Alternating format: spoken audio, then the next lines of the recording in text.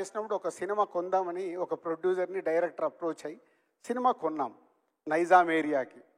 కొంటే వాళ్ళ cinema opening రోజు నన్ను మా శిరీష్ గారు లక్ష్మణ్ గారు అన్న ముగ్గురం కలిసి వెళ్తే, సార్ మీరు చాలా బాగున్నారు, మీరు యాక్ట్ చేస్తారా అన్నారు. ఒకసారి ఇలా చూసుకొని అంటే ఏం చెయ్యాలండి అన్న.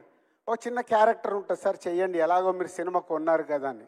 మేము చూసుకొని ఒక ప్రయత్నం చేద్దాము ఏముంది అని అనుకున్నాం. సో ఆ ఓపెనింగ్కి వెళ్తే శిరీష్ గారికి నాకు లక్ష్మణ్ గారికి అన్ని బ్యానర్లు కట్టారు. లేని మనకు అన్ని బ్యానర్లు కట్టారు, అసలు మనమే కొత్త వాళ్ళము, మనకు అంత సీన్ లేదు, వీళ్ళు ఎందుకు బ్యానర్లు కట్టారని మాకు ముందు డౌట్ వచ్చింది. వెళ్ళిపోయాము, పూజా కార్యక్రమాలు అయినాయి, వాళ్ళు షూట్ ఏదో చేసుకుంటున్నారు, మమ్మల్ని కూర్చున్నాము, మధ్యాహ్నం భోజనం చేశాము. 2:30 తర్వాత ఎవరు వచ్చి నాకు ఇలా మేకప్ వేశారు. మేకప్ వేస్తే శిరీష్ గారు లక్ష్మణ్ గారు ముగ్గురం కూర్చున్నాము. అలా కూర్చున్నాం. 2:30 అయిపోయింది. ఈవినింగ్ 5:45-6 టైంలో పిలిచి, సార్ మీకు షాట్ వచ్చింది రండి అన్నారు. షాట్ వెళ్తే ఒక అమ్మాయిని నన్ను పట్టి ఒక గంట కొట్టించారు. గంట కొట్టి మేము రిటర్న్లో వెళ్ళేటప్పుడు మేము ముగ్గురం ఒక కారులో వెళ్తూ, ఆహా ఏం సోప్ వేసాడు మనకు అంటే, ముందు ఆ సినిమా కొన్నాము, కొంటూ వాళ్ళతో జర్నీ చేయడానికి ఏం సోప్ వేశారని రియలైజ్ అయ్యి నెక్స్ట్ డే మార్నింగ్ వెళ్ళి, దయచేసి యాక్టింగ్లు ఇవి మాకు వద్దండి, సినిమా కొన్నాము, మీరు సినిమా కంప్లీట్ చేశాక చూద్దాము అని. ఆ రోజు అక్కడి నుంచి మేము ఎగ్జిట్ అయినామంటే మళ్ళీ ఆ సినిమా గురించి మేము ఆలోచించాలి. ఇచ్చిన డబ్బు వదిలేసుకున్నాం. వదిలేసుకొని నెక్స్ట్ ఏంటని మళ్ళీ మొదలు పెట్టాం.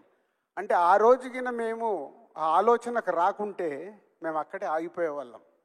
అక్కడ జరుగుతున్నది అర్థం చేసుకొని మేము ముగ్గురం మాట్లాడుకొని బయటకు వచ్చి, ఇంకా మనకి ఇది వద్దు, వాట్ నెక్స్ట్ అని ముందుకు వెళ్ళిపోయి నెక్స్ట్ సినిమాలు ఏంటని దాని మీద ఫోకస్ చేశాం.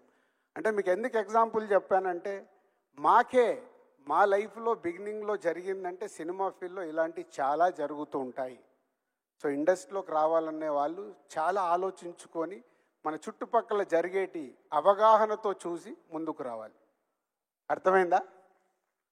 ఇది నేను ఎప్పుడు ఎక్కడ ఏ మీడియాలో కూడా చెప్పలే, కానీ ఈరోజు ఈ ప్లాట్ఫామ్ మీద ఎందుకు చెప్పాలనుకున్నామంటే, 10,000 మంది మాకు రిజిస్ట్రేషన్స్ వచ్చాయి ఈ ఈవెంట్కి రావడానికంటే, వరల్డ్ వైడ్గా 1,00,000 నుంచి 2,00,000 మంది ఈరోజు సినిమా ఫీల్డ్లోకి రావడానికి ఈ ప్లాట్ఫామ్ని వాడుకోవడానికి సిద్ధంగా ఉన్నారనేది మాకు అర్థమైంది. సో వాళ్ళందరికీ ఈ డయాస్ నుంచి నేను చెప్పాలనుకున్నది చెప్పాను. And thank you very much. మన విజయ్ దేవరకొండ గారు, దేవి గారితో వెబ్సైట్ లాంచ్ చేసిన తర్వాత మళ్ళీ కంటిన్యూ చేస్తాం. ఏదైనా క్వశ్చన్స్ కానీ ఏదైనా ఉంటే కంటిన్యూ చేస్తాం. Thank you.